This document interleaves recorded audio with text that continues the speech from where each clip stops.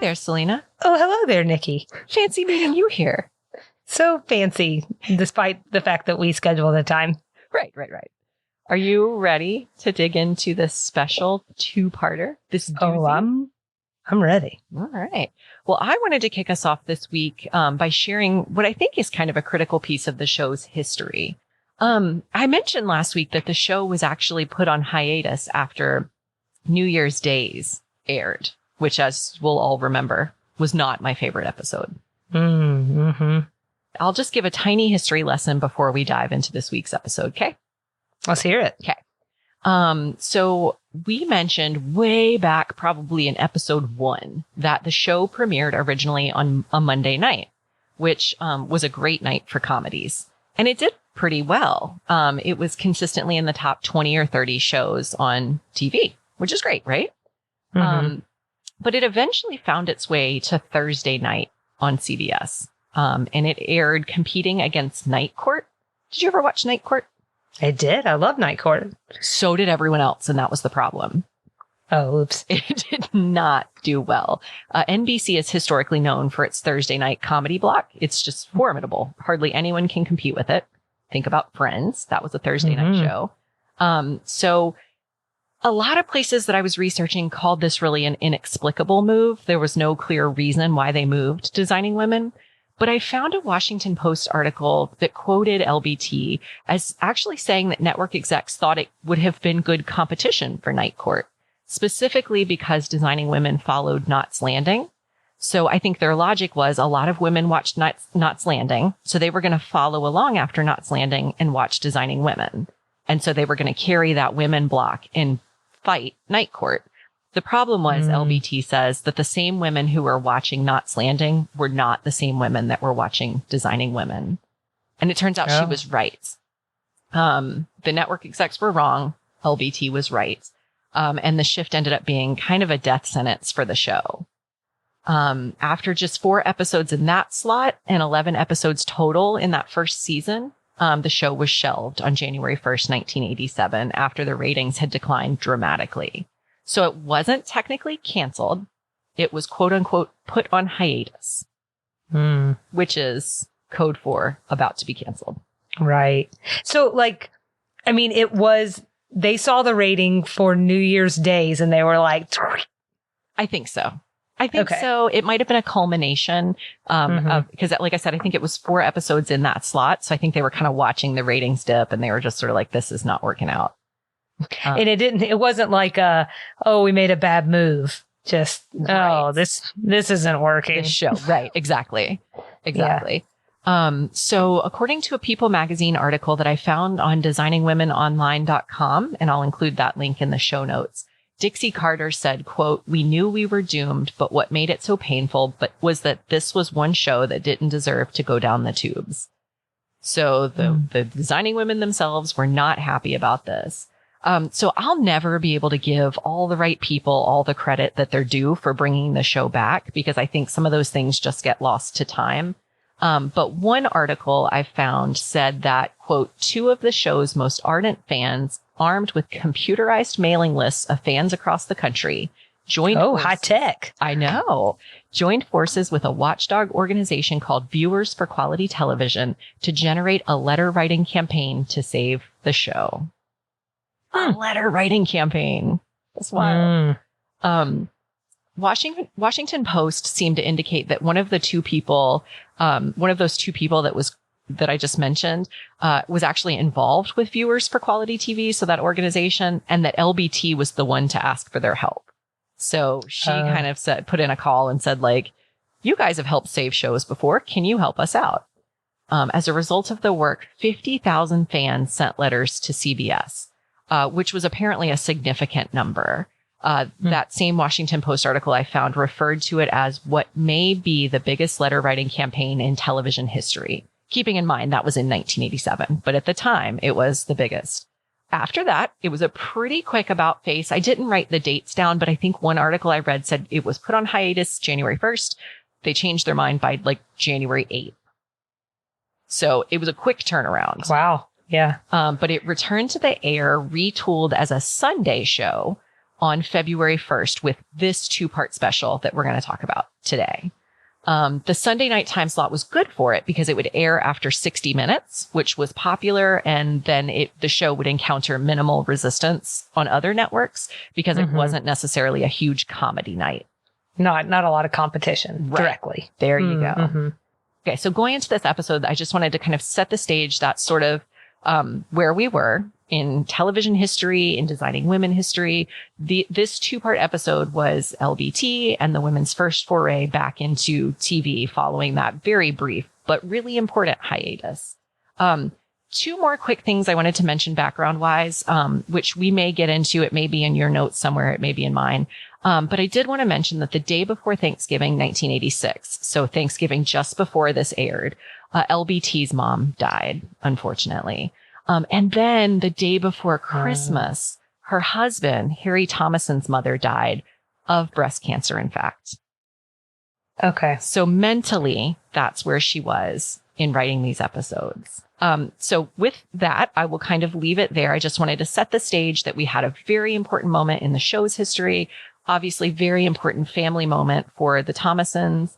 And so starting with that, do you want to take us into the episode description? Yeah, happy to do so. And thanks for, as you said, setting the stage. I think that's really important. And we had said a long time ago that, or what will feel like a long time ago to you and I, that we wanted to kind of bring in these outside influencing stories that affected different things. And so very interesting and really quite sad to hear that those are 2 really big losses.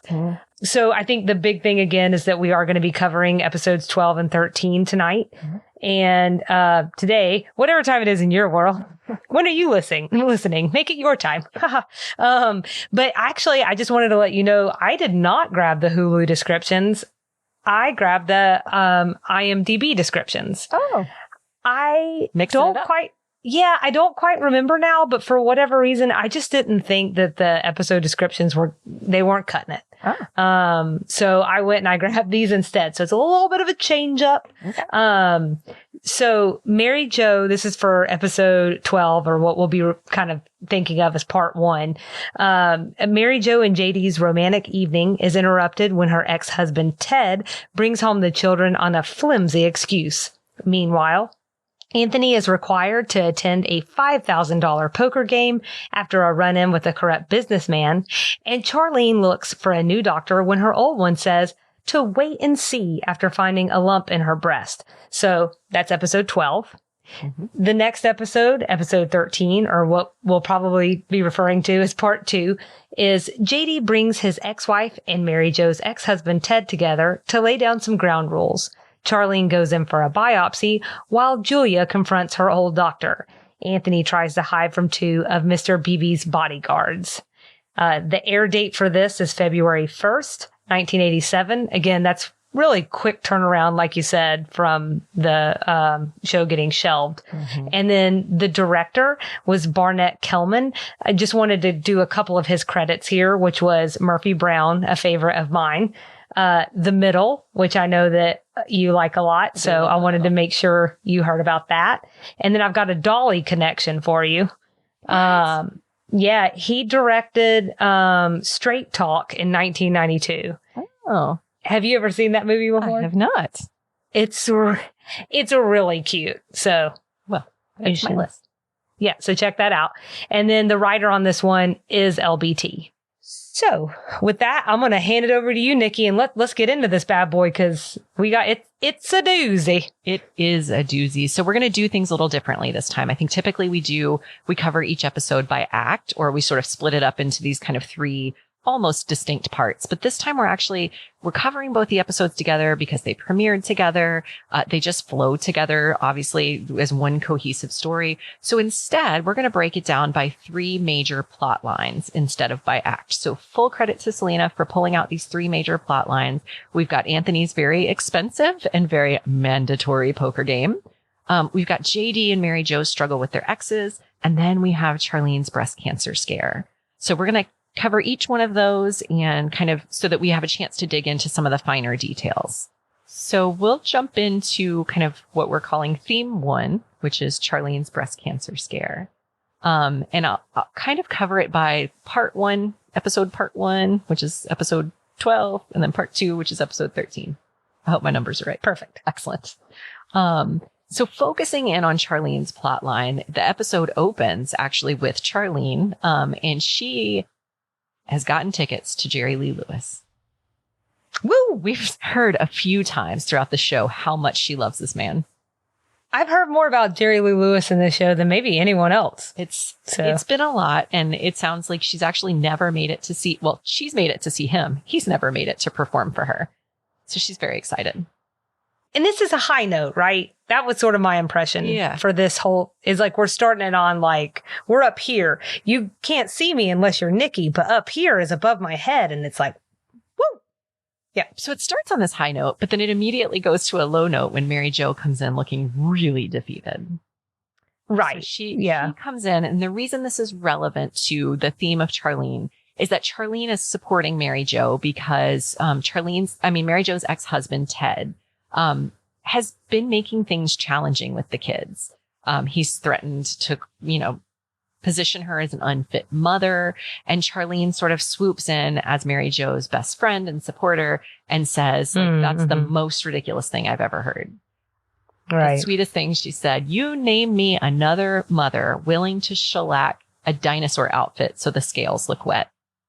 We saw that dinosaur outfit. Oh my God, you're right. Mm-hmm. In the slumber party. Yeah. Oh, I thought it was an alligator. Maybe that's why I didn't put that together. Well, there you go. I think it was a dinosaur. It was a reptile. That's fine. I'm going with you. you. Thank you. So it sort of, you have this high note of Charlene getting her once in a lifetime tickets.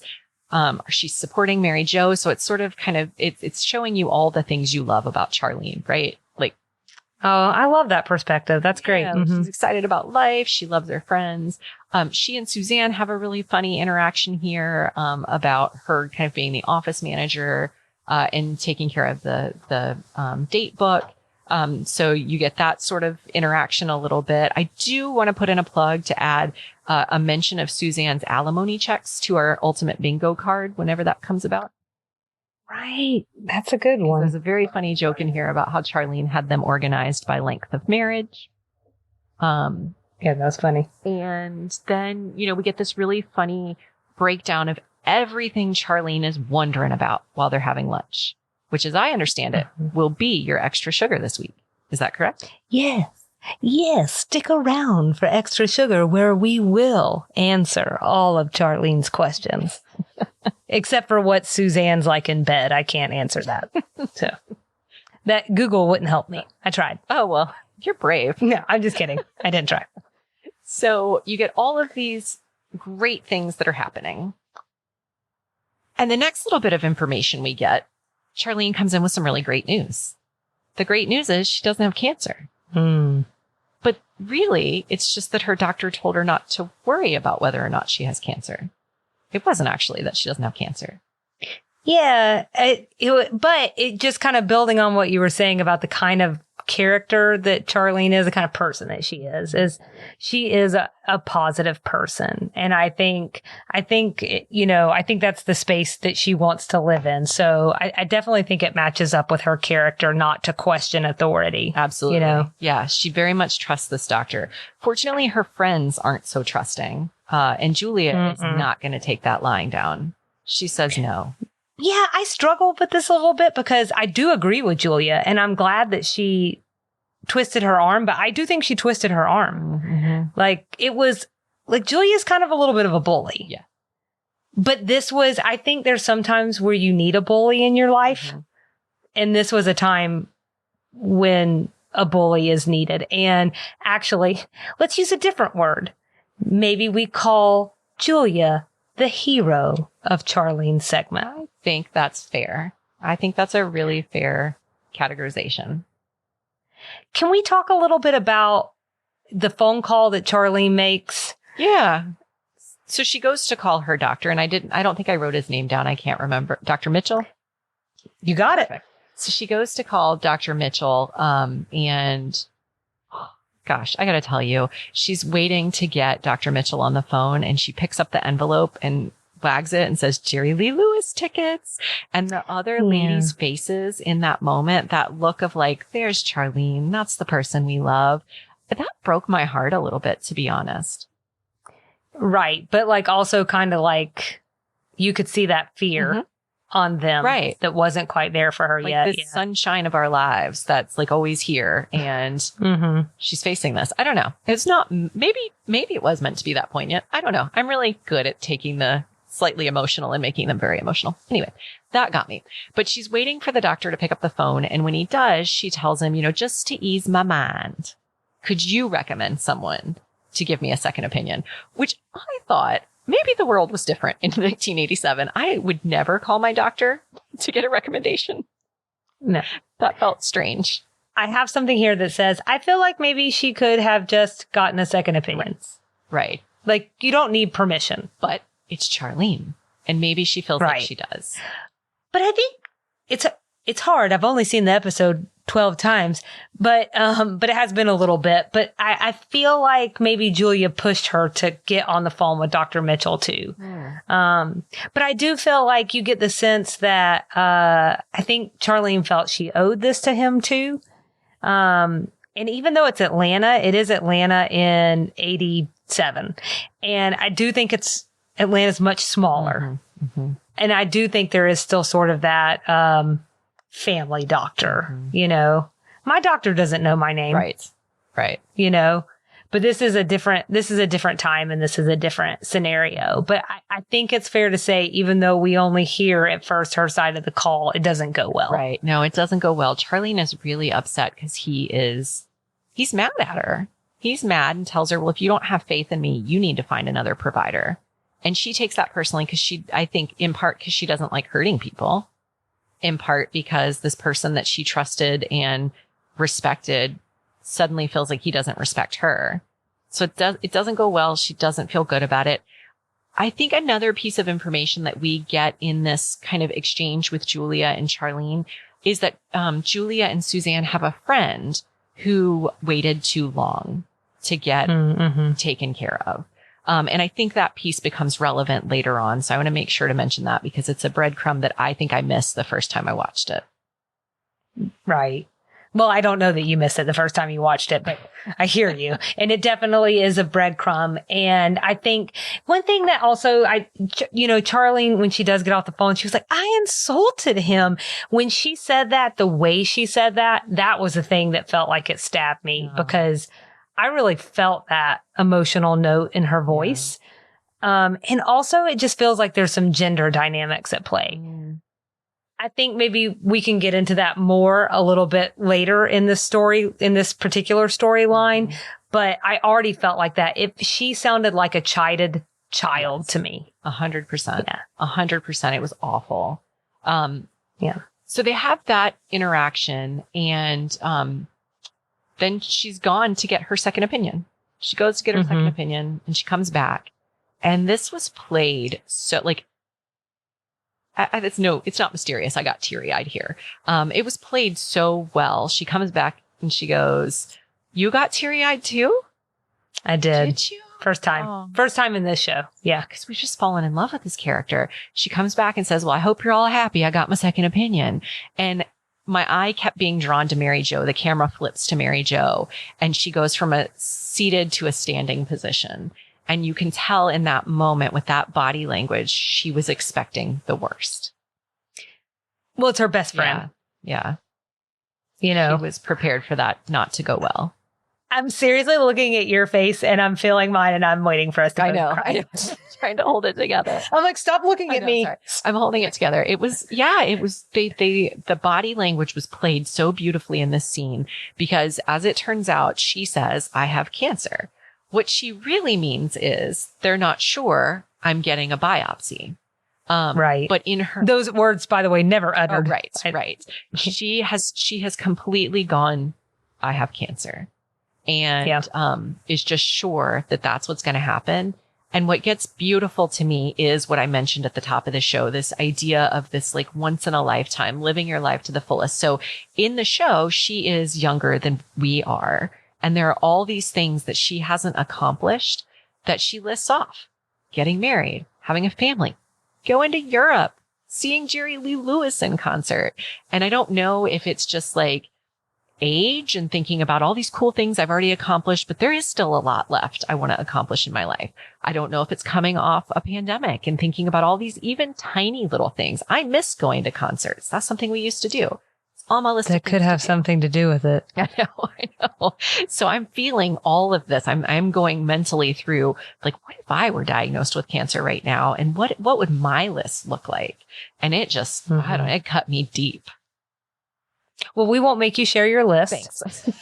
So we'll let you, we do get to maintain some personal items. Good, because I haven't figured out my whole list. Yeah, well, I think that's a journey. Yeah. And someone sometimes said the journey's in the getting there or something. But gosh, that part takes a long time. Okay, Mary Lou Sunshine, to my dark deep. Your live life to the fullest. My deepest fear was she's sad because she's not sad. She's fearful because I think she suddenly sees that she may not see those things that she saw for herself. Oh, yeah. Yeah. You know, she may not have children. She may not ever go to Europe. She's never going to see flippin' Jerry Lee Lewis in concert, for Pete's sake, for Jerry's sake, you know. So, I mean, there's like, I also want to say this is the very first time that I felt like an emotional music cue was warranted. Oh, good call. It was okay.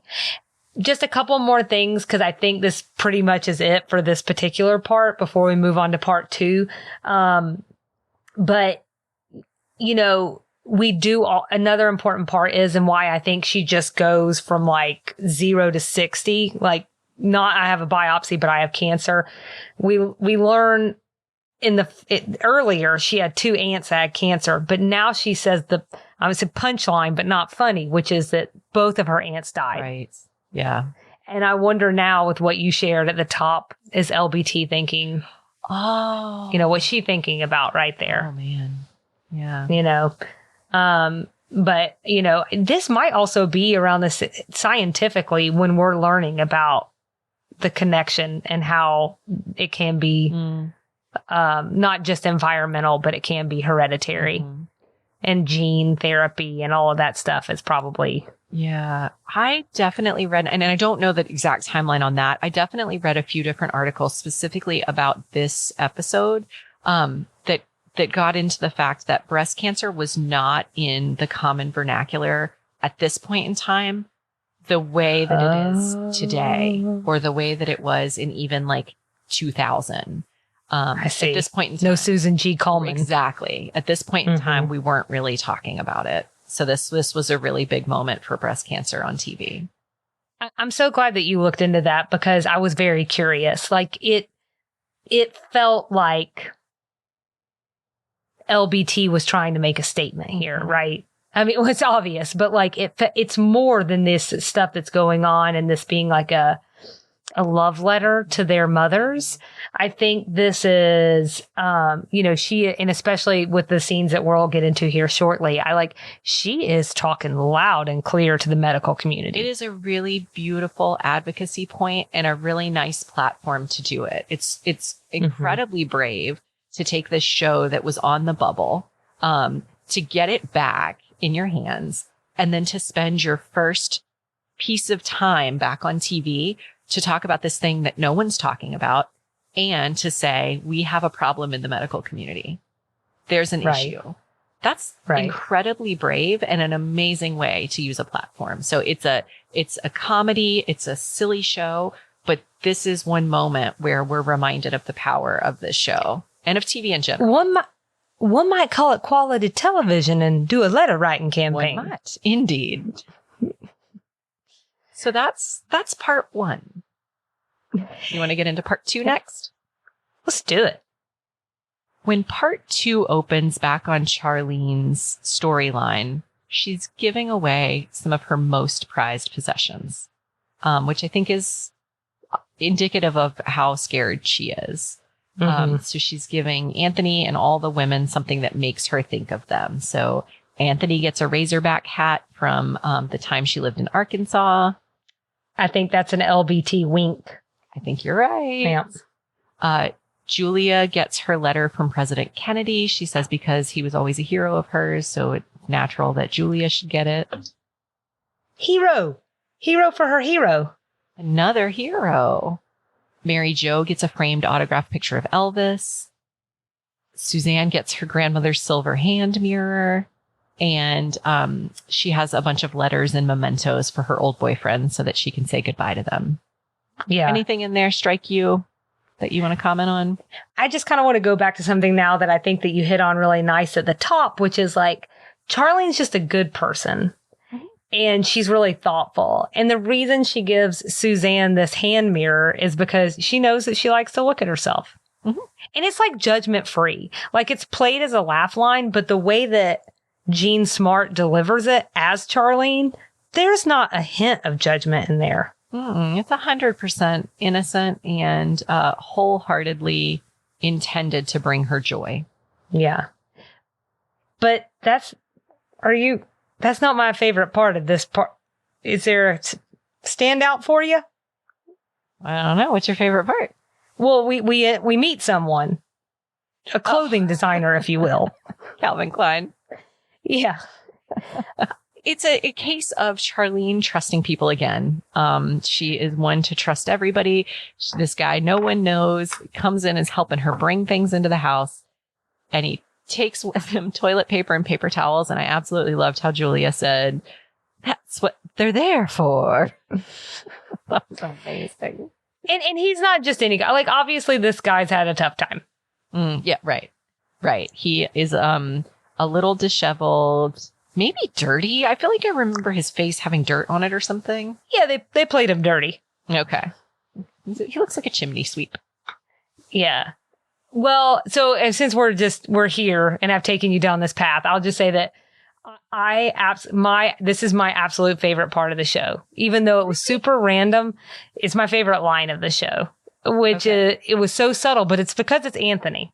Oh, I know. And when Anthony comes in, Calvin Klein, no relation, introduces himself as Calvin Klein. And Anthony, he does not miss a beat. And he says, yeah, Bryant Gumbel, nice to meet you. And then he shoots a look to the women that, again, is like almost breaking the fourth wall. Well, it was a real moment of levity in what was otherwise kind of it wasn't morose, but it was definitely a bittersweet scene, watching her give away some of her most prized possessions. Indeed. That's just really hard. Well, it cuts to a doctor's office, and Julia is doing what Julia can do best, which is advocate for the people she loves. She's using her mouthiness for good, and she has gone straight to Dr. Mitchell's office. Her superpower, if you will. Right. There you go. If one were a hero, this would be her superpower. So this is an amazingly intense, I've used the word tirade, but I don't even think that's what it is. It is a real moment of kind of bringing Dr. Mitchell to his knees.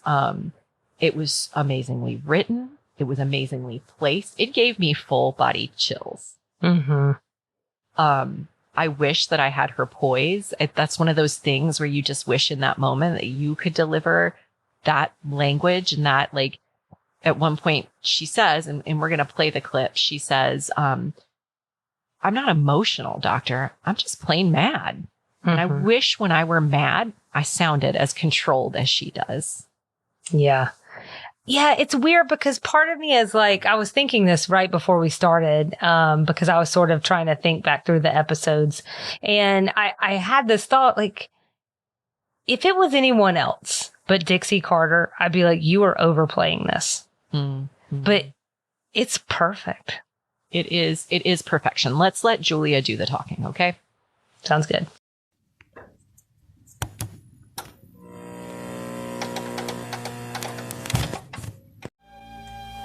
Dr. Mitchell, I'm Julia Sugarbaker. May I come in? Yes, but I hope this won't take long. I'm on the staff of 3 hospitals, and I still have rounds. Oh, I understand how very, very busy you are, and I'll be brief. I've come because I'm a close friend of Charlene Frazier's. Charlene Fraser is no longer my patient, so I can't say Actually, I'm here not only on Charlene's behalf. I'm here on behalf of all your patients. I don't understand. I have just one question. How many more women are you gonna kill before you retire? I beg your pardon? You see, I've done a little checking on you, Dr. Mitchell, and I've discovered that Charlene is not the first woman you told to wait and see. You said the same thing to another close friend of mine, only at that time I didn't know that you were her physician. Well, she trusted you. She waited 4 months before her breast had become so misshapen she had to come back. But by then, it was too late. Mrs. Sugarbaker, I don't think I would care to discuss with you medical judgments you know nothing about. Medical jargon doesn't impress me. I was brought up in a medical family, and my grandfather always said 80% was common sense. There's nothing mysterious about having a lump in your breast. It's simple. When you find one, you have it x-rayed or biopsied. I know that. Most physicians know that. What I don't understand is why don't you know that? Perhaps I'm of the old school. That's not old school. That's gross incompetence. Well, it's obvious to me that you are an emotional, overwrought woman. Not emotional, Doctor. I'm just plain mad. Which is why I'm filing charges against you with the State Medical Bureau and the AMA. Well, if you want to make a fool of yourself, be my guest. But I can assure you, you are in no way qualified to make these judgments. I think this meeting is over.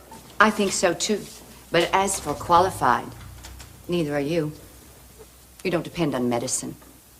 Your weapon is intimidation.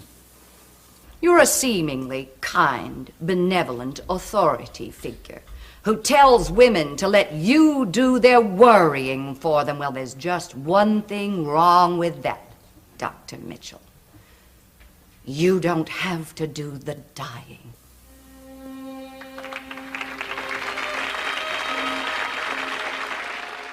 Wow, so it's a lot. She said a lot right there. She did. And she held him accountable. Mm-hmm. And I don't think he's someone who's used to being held accountable. I also noted and thought it might be worth sharing that we see him take a couple of different tacks with her before she goes into this, and I've say tirade, but that doesn't really feel fair. Before she goes off. Mm-hmm. You know, and this precedes this clip. But basically, first he tried to tell her that she doesn't understand. She doesn't have a medical degree. Mm-hmm. And, you know, she was like, a medical degree? I mean, these are not her words, but she was like, it's common sense. You got a lump in your breast, you take care of it. You biopsy it, you make sure that it's, you know, not a problem. And, you know, then when he realizes that that's not working and she's too smart for that, then he goes down this whole other road where, you know, he tries to pull that emotional woman crap. Right. And, you know, to your point, what did you just say? I wish I had that kind of control. She's not emotional. She's matter of fact. She really is. And it's pretty awesome. The whole clip, this whole section just made me really mad. And you won't know this because you haven't seen Golden Girls, but it reminds me of an episode of Golden Girls that was like in one of the later seasons, like season 5. So it was 1989. So it aired after this did. But one of the characters, Dorothy, is sick and tired. And that's actually the name of the episode. And she has just been so tired and so sick. And she goes to her doctor and she says, what's wrong with me? And he basically tells her, you're just getting older. You're just a woman. This is what your bodies do. And it's that male female dynamic of like, no, this is normal for you all. Your bodies do this. And she persists. And it turns out she has chronic fatigue syndrome. And again, in a kind of a watershed medical moment, that was one of the first times they've ever talked about chronic fatigue syndrome on TV. And it still was a few years before that was accepted sort of in the mainstream as a legitimate medical condition. But I bring that up because it reminds me of what happens here with Julia. The only thing he does differently is he doesn't accuse her of being too old or of Charlene of aging, because she's not. She's an early 30s woman, so that wouldn't hold water. But he definitely plays the like you said, he takes that first tact of you're not you're not smart enough to understand. And then, you simple woman, you let me worry about this, which is what he did with Charlene, was sort of like, I'm going to take this away from you and I'm going to own this for you. And the most powerful part actually of the whole scene for me, I think for a lot of people, was when Julia says, you do that for them, but you don't do their dying for them. Mm-hmm. And that's exactly right. I think he sees himself as this, you're using the terminology hero to describe some of the other characters. I think as a doctor, he takes that on and that's what he thinks of himself. But really, he's not saving anyone. Absolutely. Also, we mentioned the bread. I didn't. You did the breadcrumb earlier. Mm-hmm. The friend mentioned at the top who didn't catch it in time. Julia realizes that. I wonder if that's finally the straw that broke her back to get her in there. She realizes that that friend, Dr. Mitchell, was their doctor too. Probably. So, he'd already put Charlene through the ringer. He was the reason her other really good friend died, and she's had enough. So then after that, the episode takes us back to the hospital. I'm not necessarily going exactly how it happens because we'll cover some of the other things that happen in between later, but takes us back to the hospital with the women, JD and Anthony visiting with Charlene. So they all return her stuff because, as it turns out, it's non-malignant. It's not cancer. She's not going to die.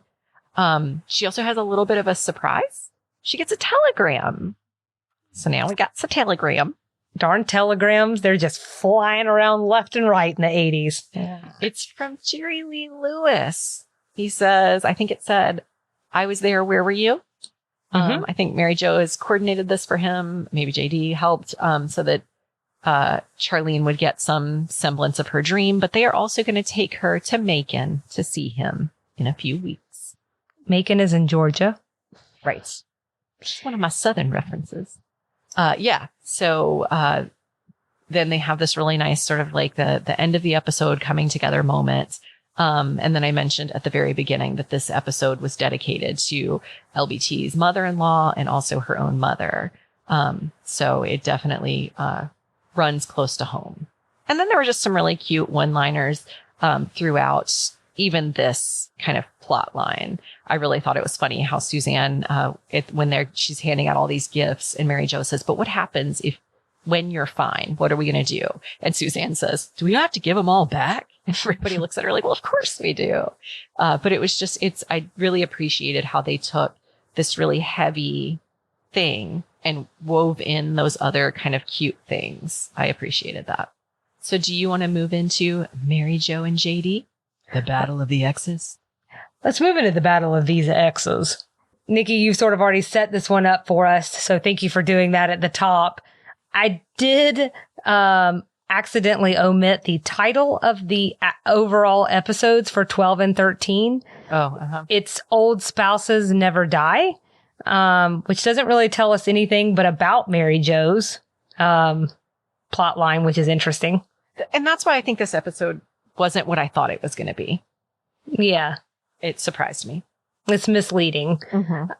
Okay. So I think in that scene with Charlene, though, at the beginning, we get this setup of this struggle between Mary Jo and Ted because they're going through a little something they've been divorced a while, but those issues, they never go away when you have kids in the middle, right? Mm-hmm. So they're going through a little bit of what I might call the custody shuffle.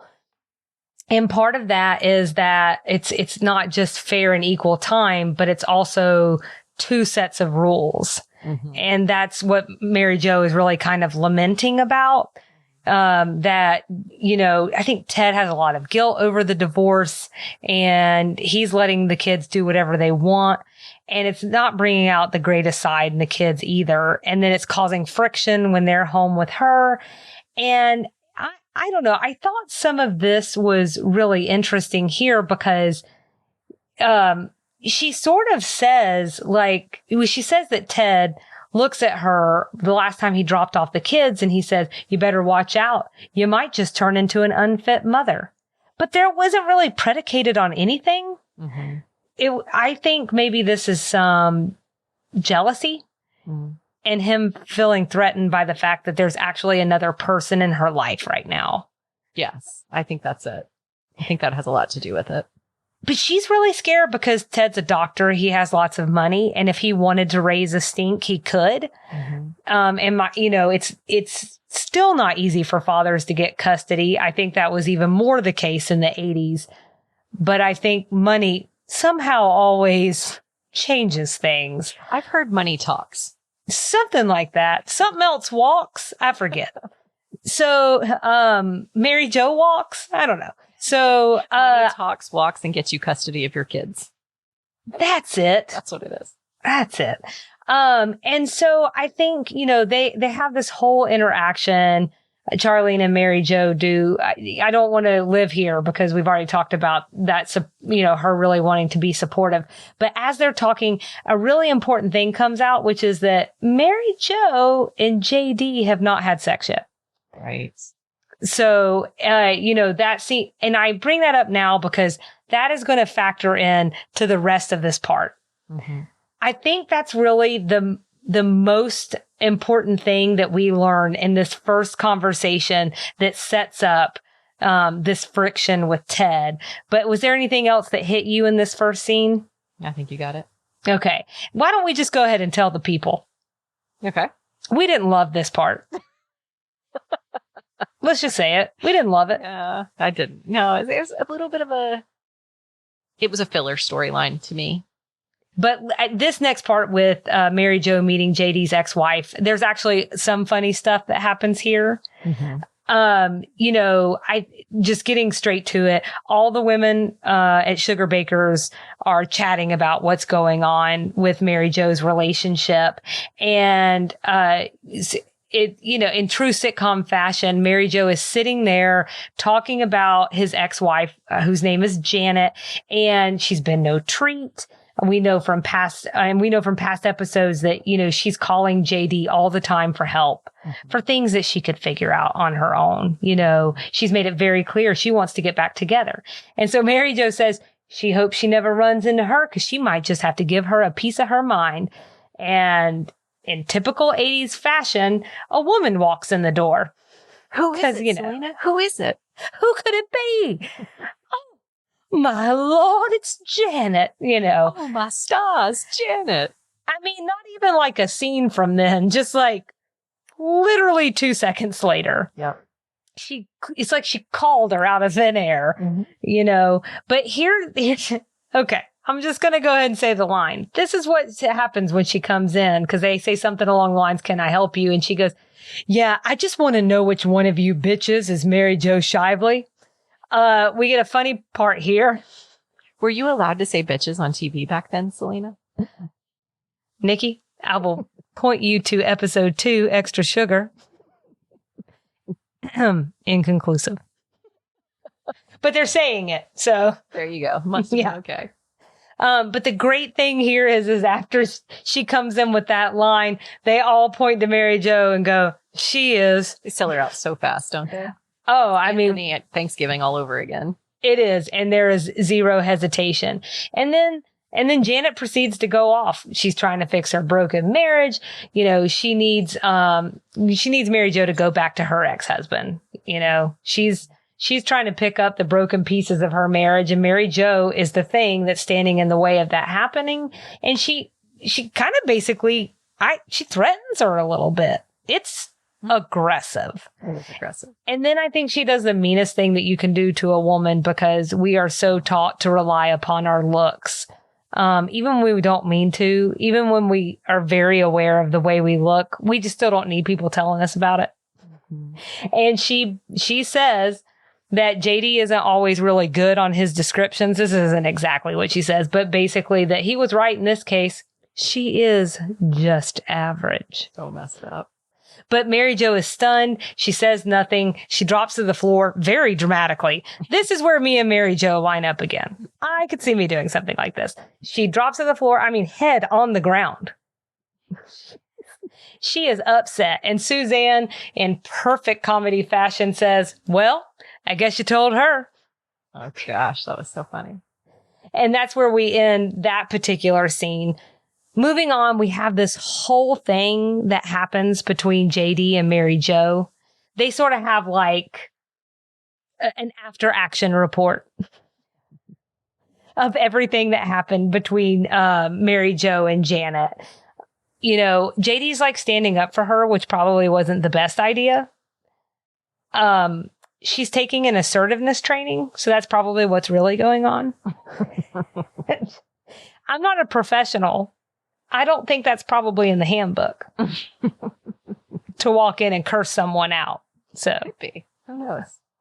Well, I guess it depends on who the trainer is. So, I don't know. I think Mary Jo is feeling low because she just basically says, like, she doesn't use these words, but Janet is making it seem like they're cheating. Right. Like they're still married, but they're divorced. Right. She made her feel like the other woman, which is probably not a great feeling. Yeah. I think, you know, we said that we didn't want to spend forever here. So I'll just say that I feel like we see them get vulnerable with each other here. Mm-hmm. You know, JD, he's very pointed that him and his ex-wife did not have the same dreams. That was not working. He is not revisiting that, you know. But this whole thing comes up too about this average looking comment. Mm-hmm. And I think he's just trying to make her feel better, you know. Mm-hmm. And I don't think men are really always very good in this area. It's a struggle and we don't make it easy. We really don't. So, right. I guess I shouldn't speak for all women, but I will say I don't always make it easy. Right. But it, you know, it takes a minute, but he does finally make her feel better. He has a line where he says, "You think I'm spending all this time with you for your mind?" How'd that make you feel? This entire storyline, I don't love JD, and I understand that we are supposed to love him.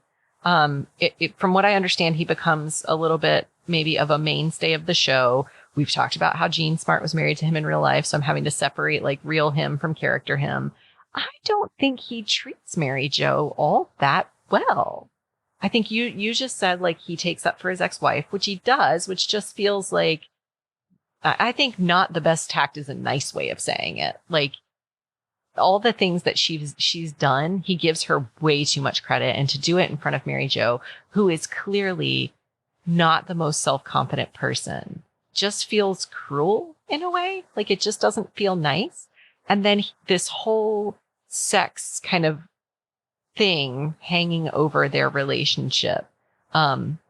He feels a little like he's using, he says it's not a threat at one point, but it very much feels like a threat to their relationship, that if she's not willing to kind of take that next step, then he's just not sure where this is going. And it just, this whole subplot left me feeling uneasy about JD.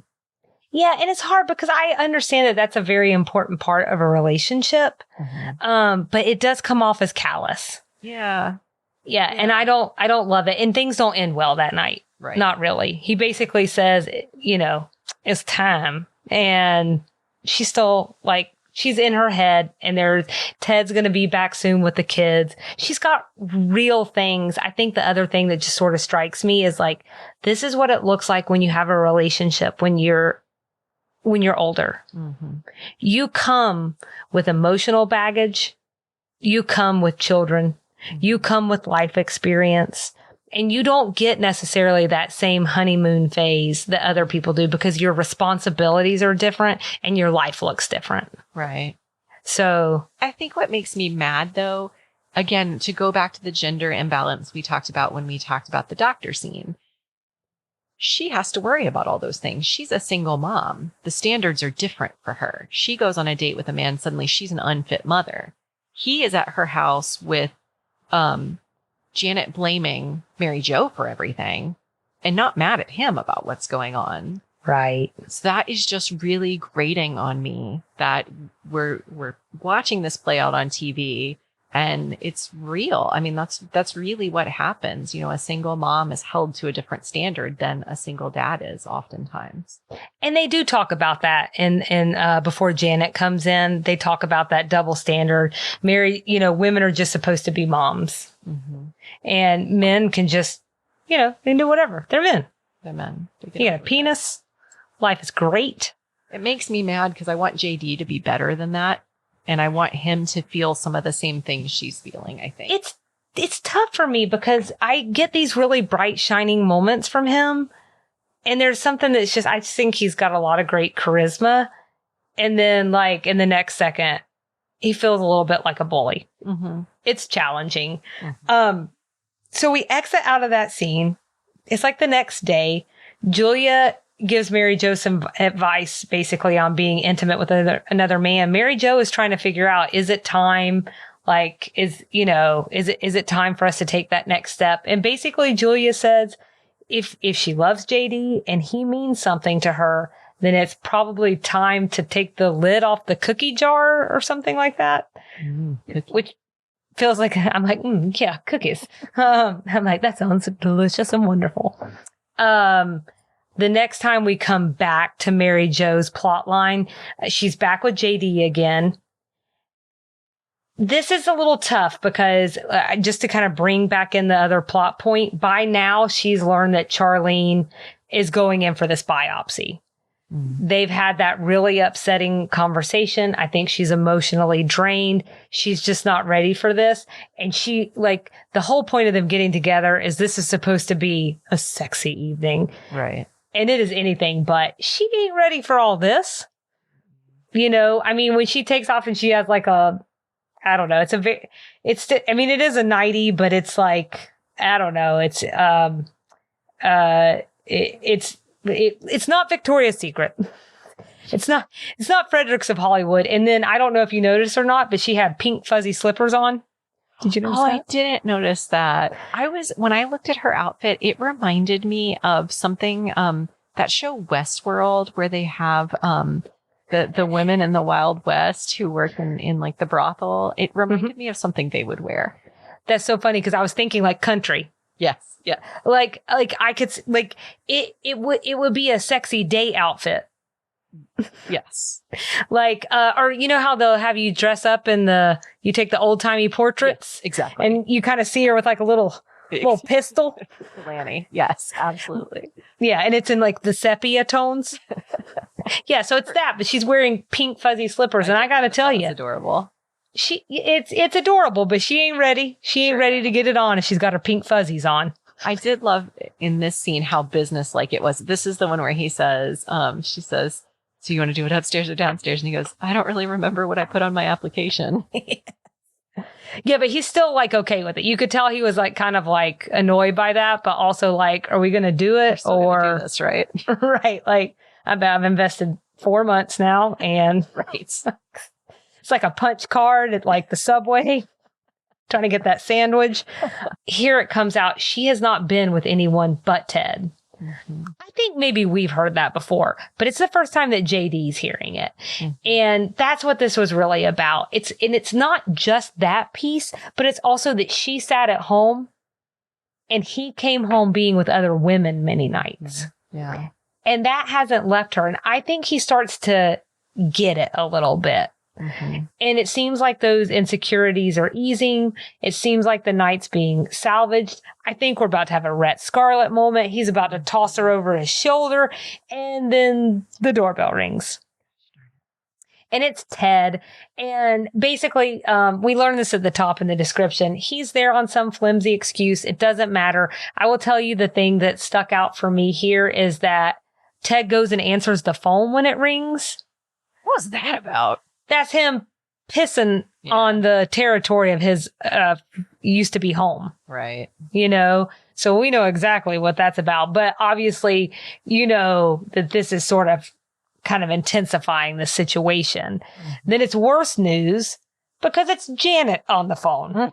No one has any boundaries. So we're obviously having some problems here. And then, and there's the bathroom's flooded. JD's got to get over there and fix it. Makes no sense. Call a plumber. Right. Mary Jo says as much. I think she actually says liquid plumber or something. And then we end this particular scene with Mary Jo and JD in a fight. And I think this is probably one of those parts that struck you in a weird way, because it certainly did me, as he was heading out. And when she's basically like, he was already leaving, but when she kicks him out is because he says, maybe if Ted stays around long enough, he'll get lucky. That's so messed up. That was a little low. Right. So it's not, I mean, it's like two males having a pissing contest. And it's sort of like, is Mary Jo the prize here? Or is it just this territorial thing? And then it's also like, it keeps coming back around to sex with Ted. The other one.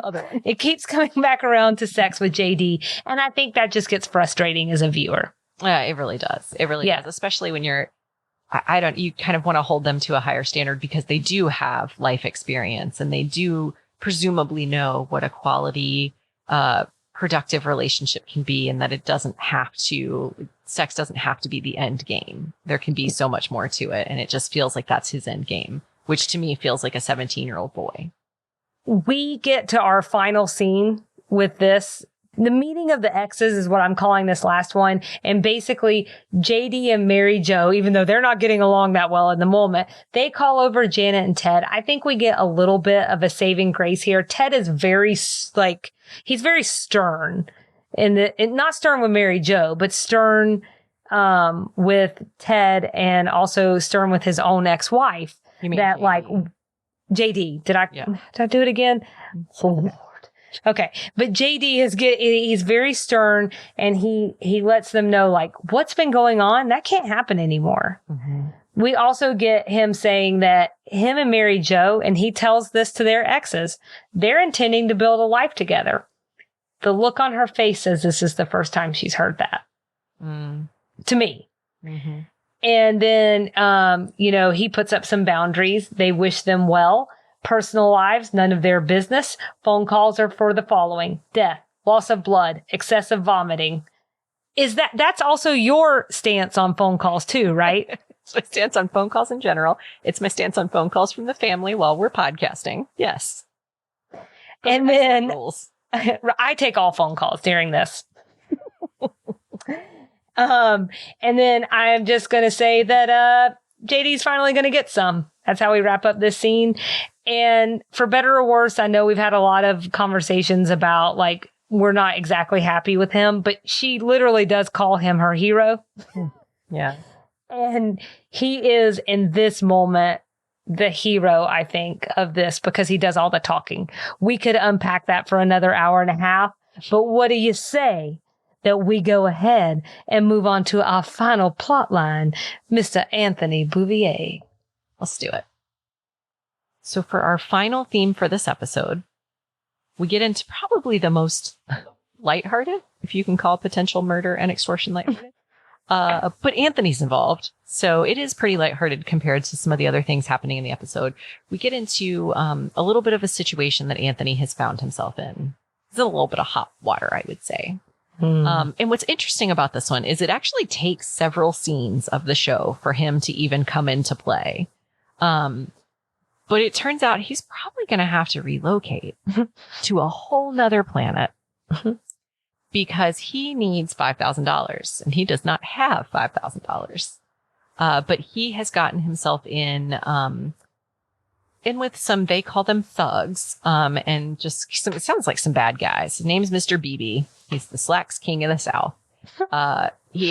Anthony found himself in Memphis to go to the dog races, and he's in with Mr. BB and his crowd, and a woman named Juanita takes a liking to him. But unfortunately, Juanita is Mr. BB's girlfriend, and he did not know that. So because of all of this, he's found himself in some hot water with Mr. BB. Mr. BB says, you have to join my poker game this weekend. The buy-in is $5,000. And so the women kind of press him on this. And they're like, what? Why $5,000? And he says, we can't call it extortion. Mm-hmm. So he's making me play this poker game. So his first plan is to tell Mr. BB, to have someone else tell Mr. BB that Anthony was killed. Seems foolproof, right? Well, he's putting his thinking cap on, for sure. Super watertight. Because his logic is that Mr. BB is really dumb. He's a dumb rich person. And he goes to Hawaii every year for 3 months, it sounds like. And he's convinced that if he has someone tell him he's dead, he'll go to Hawaii and forget all about Anthony. I think I could forget about someone while I was on vacation. Well, I'm all hung up on can I be Mr. BB? Well, sure. Right. Sure. That's a good point. But it's at this point that Anthony really makes it clear to the women that he really wants to be done with his unjustly accused days. He wants to move on. I think I mentioned this earlier at the beginning when we talked about themes throughout the episode, but this is where we really get to talk about what Anthony wants out of life. He alluded to this in one of the first times we ever met him.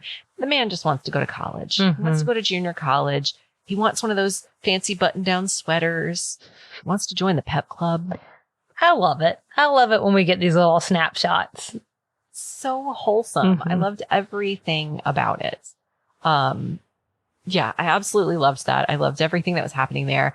It's at this point that Charlene comes in and announces that she doesn't have cancer that first time, where we know that she was basically just told, don't worry about it. And then she gives the messages to Anthony. He had some phone messages and they were real descriptive. You're dead meat. You're dead meat man. Be there or you're dead meat. So then she looks at him and says, big weekend. Love that. So all of that happens. And then I think is there anything more you want to say about that sort of setup of his troubles? Lady, that was super thorough. So I think that's everything. Yeah, that's all the stuff. So I think it's here, but I might have it out of order. Suzanne has a really funny monologue. Selena's taking notes to tell me if I've got it out of order. Suzanne ends up taking a phone call from Mr. BB's men. And Selena, do you have an impression here that you would like to do? Yeah, I mean, it's not going to be good now, but hold on. I did this for Nikki the other day randomly out of nowhere. It's perfect. She didn't ask for it. He doesn't have $5,000. He's going to join the club. So put that in your pipe and smoke it. So that's that. She takes care of Anthony's problem. She says, you're not going to hear from those guys anymore. This is our unexpected hero. There you go. There you go. I would argue I've always expected Suzanne to be a hero, but you can call her unexpected if you will. Oh, I'm sorry. Yeah. I think she's a delight. So that takes us out of part 1 and into part 2, episode 13, where Anthony is still being tormented by Mr. BB's bodyguards. They've in fact graffitied the side of Sugar Baker's with "You're dead meat." And meat is not spelled properly, a fact which Mr. Calvin Klein points out. So kind of moving along in this storyline, Anthony finds himself in the hospital keeping Charlene company. And thanks to the unexpected hero, Suzanne, the bodyguards are able to track down Anthony at the hospital because they told her they were his cousins looking for him. So I guess she just told them he's at the hospital. Go find him over there. So they track him down there and he has to think quick. He pretends to be a patient with kidney stones. I've got something in parentheses here that says, "Oh, Lucy, you got some splaining to do." That's what it felt like to me.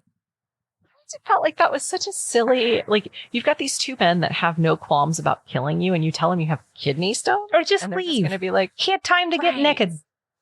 Right. That's how Selena really says naked. Yeah, there were just so many things. There's so many things he could have done. And he decides that his way out of this is to tell him he has kidney stones and just hope they take pity on him. So the nurse walks in and Anthony has threatened to call hospital security. The nurse walks in, kind of spooks the guys, and they leave. But they say, when we get back from Hawaii, we're going to find you. And Anthony says, when you get back from Hawaii, I'm going to be a white guy named Herb. Yep. Okay. The way he says it too is glorious. Oh, yeah. If you guys aren't following along, please watch that. It's hilarious. Yeah. He also had another really funny line here where he tells the nurse, why don't they put Velcro on the back of hospital gowns? And I'm like, seriously, why don't they? Where are our heads? I don't. Well, I tell you, they're in the back of the hospital gown. Well, and they always tell you to flip it around to the front. There's just 2 strings. You know, I'm like, okay. I mean, this is not doable for me personally. Right. So the men leave, and in the final scene of the show, when they're all sort of standing around Charlene's bed, Anthony reveals that he stood up to Mr. Beebe. He went double or nothing on a card game, and he won. He says that he told Mr. Beebe he doesn't owe him $5,000. He doesn't have $5,000. And if he has a problem with that, he can take it up his hide. So again, they played a card game. Anthony won. All was well. I have to ask you, Selena, do you think that's true? Oh, did that happen? Yes. Oh. I thought he made that up to cover for the fact, because I guess it's possible he had a change of heart and went to talk to Mr. Beebe. But where we last saw things, that's not at all what happened. And my instinct every time I watched it was that that's not true, that is a flimsy excuse he made so the women would leave him alone. Well, but they didn't really seem to care. Well, they told him good job. But did they even ask him? I mean, I guess they did. I don't know.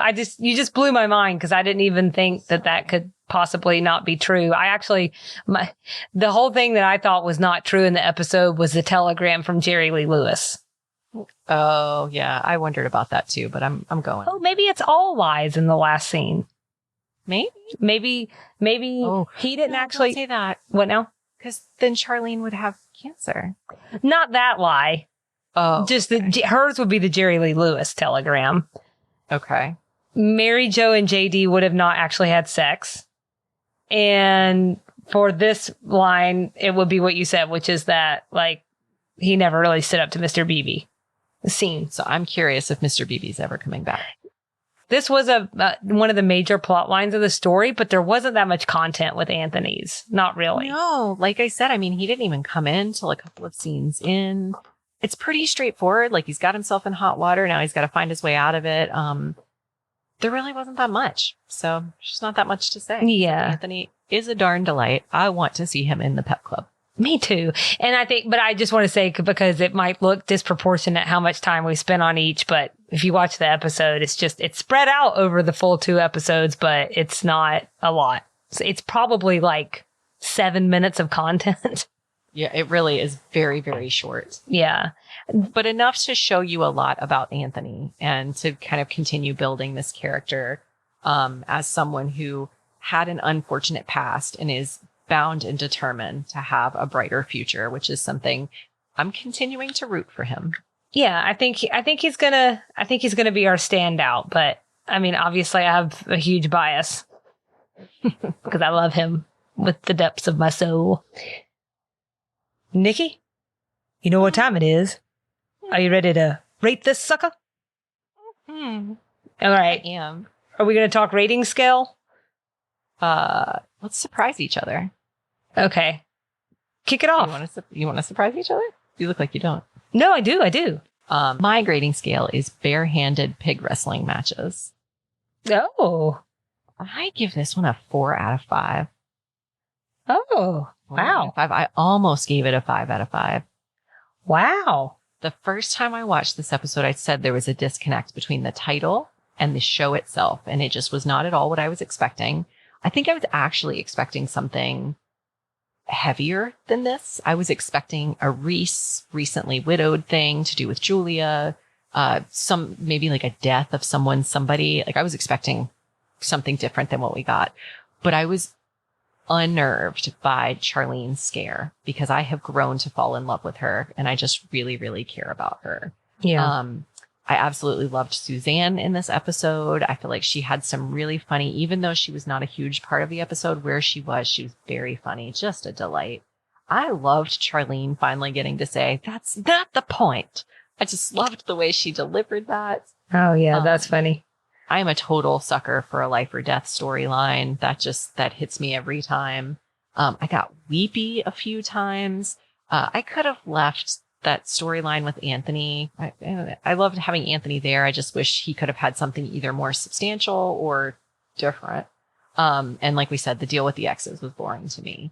But I think Charlene's situation was really well handled, and those other pieces tied together, bringing in the rest of the cast and made the show something a little more full than it would have been if it had been all about Charlene. But that was just such a well done storyline. So I really liked this one. Oh, that's nice. I mean, I think if we were grading individual storylines, like Charlene's would have been a 4 or 5 for me. I think some of the other stuff kind of brought it down for me. My scale was Bryant Gumbel's. And so I gave it 3 out of 5 Bryant Gumbel's. I think it had high highs and I think it had low lows, which is pretty much what you were saying, the high highs for me was, I'm serious, Anthony introducing himself as Bryant Gumbel. This is the most amount of times I've ever said this man's name in my entire life. But without skipping a beat, and that look that he did, that was a high for me. Suzanne telling off the bodyguard guys on the phone, high for me. Super funny. So good. Julia taking that doctor down a few pegs. I mean, absolute perfection. And Charlene's wondering this, wondering that monologue that we're going to cover in Extra Sugar. In case 96 minutes isn't enough for you. That really also got me too and was a high. Low lows. Conflicted about JD. I love the build. He wants to build a life with her. I think it was getting better towards the end. I think the fact that what he did, he was obviously a part of this stuff with Jerry Lee Lewis and the concert tickets and taking Charlene, and I think showing an interest in her is really supportive of Mary Jo, but less crazy about his reaction to things with Ted, his emphasis on, the whole sex piece. It's really just the way. Again, like, I understand that people need to have sex. That's fine. It's just, it was the way he was treating Mary Jo was not fair. And then, his impatience was not fair. And, Anthony jumping in a hospital bed, like I said, I love Lucy on that. I love Lucy. Who doesn't? Yeah, but I don't want to see Lucy in Designing Women. Like, I want to Vita Vegemin and, I don't want to see that with these guys. I want to see something different. I also felt like this whole thing we talked about at the beginning this was their return. And in some ways, I didn't think the payoff was there for a 2-parter where we were supposed to be like glued to our TVs. Cause that's what I think of when I think of that. I was, cause I wanted to know if my girlfriend was going to be okay. And I think that part kind of have more legs to that. But also I think it would be really hard to believe that we would make you could make the main character sick, but we're thinking towards the not being on the show anymore. And that's hard to believe half of a season of one season in. So I think it was just a little tough for me. But I've really enjoyed talking about it. And I really, really, really enjoyed unpacking Charlene's, part of the show in these 2 episodes. And I will give that a 5 out of 5. Yeah, definitely. So, did you have anything that was a combination of either 80s Southern or unknown references? Not a combination. Okay. Oh, what did you have in the 80s front? Telegram. Mm-hmm. I think that's it. That's it? Okay. All right. I think there were other things. I'm always bad about catching these. No. There's no right. There's no wrong. There's no good and bad. There's only me and you, kid. I don't know what I'm talking about. Okay. Here's my list. And, let's just roll through them. Waiting for checks to come in the mail. That obviously didn't just happen in the 80s. And I know people still have that happen, but it just feels direct deposit, man. I don't know what to say. Department stores. Just feels like antiquated today. They're scary if you go in them today. Like, you could hear a pin drop on carpet. Oh, okay. Yeah, there's no one there. It's very frightening. And that was pre-pandemic. This idea of what is essentially a Maytag man, I think that was like still in existence then. if you don't know what a Maytag man is, a Maytag man was someone who literally came and serviced Maytags. So not really a thing we see anymore. We get a mention of Rambo. This is what Mary Jo calls Janet's assertiveness training. That must be the trainer. The reference to Queen Elizabeth and Prince Philip. Today, I think we get a Harry and Meghan reference, or at least Charles and Camilla. Also just to note that Prince Philip passed away not very long ago. So, that's sad. So, cassette tapes. Receiving phone calls on a landline at someone else's house. Calvin Klein. I know he's still around. I'm just saying 80s was his heyday. Nothing gets between me and my Calvins. Brooke Shields. Oh, you're not from, okay. And then, you guys, sometime I'm just going to film. I'm going to film. I'm getting back to the 80s. Nikki just giving me the stare of, move on. Bryant Gumbel is on my 80s list. Oh, good. Oh, yeah. And then calling pants slacks. I was still wondering, do some people maybe not know what slacks are? I just don't hear that term a lot. So I thought that was interesting. That was my list. That was a list, man. I didn't have any of that. Well, it was a two-parter. I had Southern things. I was listening for the Southern things. Lay it on me. I had Mighty Fine, how JD described Mary Jo. Actually, Memphis, which is in Tennessee. Oh, hello. The Arkansas Razorbacks, Elvis, and Macon, which is a city in Georgia. See, you had a much longer list there, and I had Macon. So I was grasping for straws a little bit. Those were all Southern things, and the longest Southern list we've had in a million episodes. Been a minute, yeah. I thought Macon was a really interesting pick. Yeah. Only because that feels deeply Southern for 87. I'd be hard pressed to think someone outside of Georgia knows where Macon is. Yeah. Now. Yeah. They probably could have picked Nashville or something like that. I was thinking they were trying to pick another close by city. But Nashville wouldn't have been that long of a drive. Yeah. References that you had to look up, anything? This was really light on the cultural references. The only one I had to look up was Mac the Knife. So that was the only one you had to look up? I had to look up Chinese dogs. That's what Anthony was supposed to be getting when he was late at the beginning. Oh. I was like, what is that? And it looks like something they're called Chinese food dog statues. Oh. Maybe we can share a picture of them or something. They do look familiar and look like something I've seen going in a Chinese restaurant. But I did not know what that was on that reference. Looks familiar, right? Yeah. Leading you through. Nikki's on her phone right now, Googling. And then I looked up, Beebe, Arkansas is a real place. So Mr. Beebe. Okay. It is a tiny place and there's not a lot going on in the news. That's what I'll tell you. So that was it for me. Anything else that you had outstanding? Nope, that was it. And I think that about wraps us up on episodes 12 and 13. I keep getting the numbers wrong. 12 and 13. Next time, episode 14. Monette. I'm excited. As always, we'd love for everyone to follow along with us and engage on our social media accounts. We are at Sweet Tea and TV on both Instagram and Facebook. You can email us at sweetteatvpod@gmail.com. You can find our website where we put our show notes, and some of these links that we reference throughout the show at www.sweetteatv.com.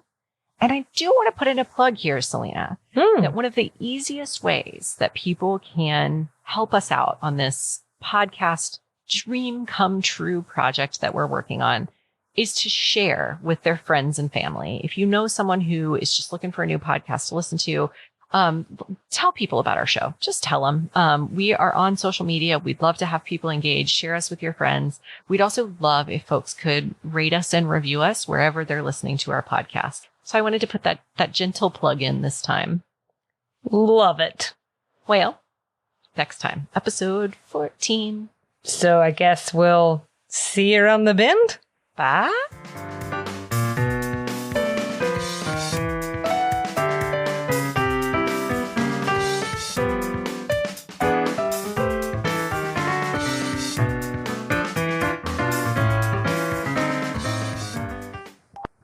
Well, Nikki, it's that time. It's that time for extra sugar. And this week, we're going to answer all the things that Charlene was wondering at the top of the episode when all the gals are having lunch. Does that sound okay? That sounds great. She was wondering about some things that I wonder about and some things I never knew to wonder about. Yeah, we're going to skip a couple of the questions because that would give us a really interesting Google history. So we'll jump into the safe for work ones. Yeah, so here's what we're going to do, folks. Folksy folks. Nikki's going to share the question. I'm going to answer the question. And we have freed up your Google hand. I don't know. Do with that what you will or don't. And please don't ever tell us about your Google hands. Yeah, let's move past Google hands. Explain it. Oh. Sleep. You ready? I'm ready. Queen Elizabeth's purse, what's in it? In her purse is a mirror, lipstick, mint lozenges, that's what they called them, I don't know what to tell you, and reading glasses. The purse also signals things to her staff, so if she wants them to get her out of an uncomfortable situation, she holds her purse at a certain angle. Boom. Oh. Selena, what do the words "to mac the knife" mean? Mac the Knife was a song sang by Bobby Darin in the 50s. I might be getting the year wrong there. Look, we got an article and I'll share that with you. Nikki, do you know what the years were? No. Okay. So it was a while ago, but here's the thing. Oh, it was the 50s, 1959, but that's not actually where it started. It was initially written for a 1928 German play, hit number 1 in the U.S. in 1959 when sang by Mr. Darin, and it's actually about a murderer. Here's the twist. It's to a really upbeat tempo. So you're sitting there singing this song, but he's talking about this guy killing a bunch of people, and they're just laying in their scarlet red blood. But it's peppy. My. So there you go. That's too much for me. Do you know how they make the cat dance on that cat commercial? Well, okay. So here's the thing. That's broad. There's a lot of cat commercials out there. Right. Yeah. So, but I did track down a Purina Chow Chow Chow cat food commercial from 1975. It looks like a simple editing trick. Basically think an early boomerang. I can think that. Yes. And Selena, I'm not a huge coleslaw fan, but I, like Charlene, do often wonder, who was Cole? I did look up a little bit about the history of coleslaw. I also am not a huge coleslaw fan unless you do dill pickles in it. Don't be putting that sweet pickle nonsense in there. Sweet pickles. It's not for me either, which feels against our Southern roots. Bread and butter feels Southern. Anyways, this ain't the point. My bad. So here's the thing. That's not the point, Selena. And you feel good because you got to say it. I always wanted to say it. Right. If you guys don't know what we're talking about, it's because it's in the episode. The term coleslaw originates from the Dutch expression koesla, which means cabbage salad. Is that it? That's it. Oh. But we missed a question. Uh-oh. What did we miss? Well, she was also wondering if Prince Philip just ever reaches over, grabs Queen Elizabeth, and starts tickling her. You're right. Right. Well, here's my answer. I didn't Google this one, but I know they have 4 kids, so I'm guessing he often reached over and did something. Oh, my. Dun-dun-dun-dun-dun-dun.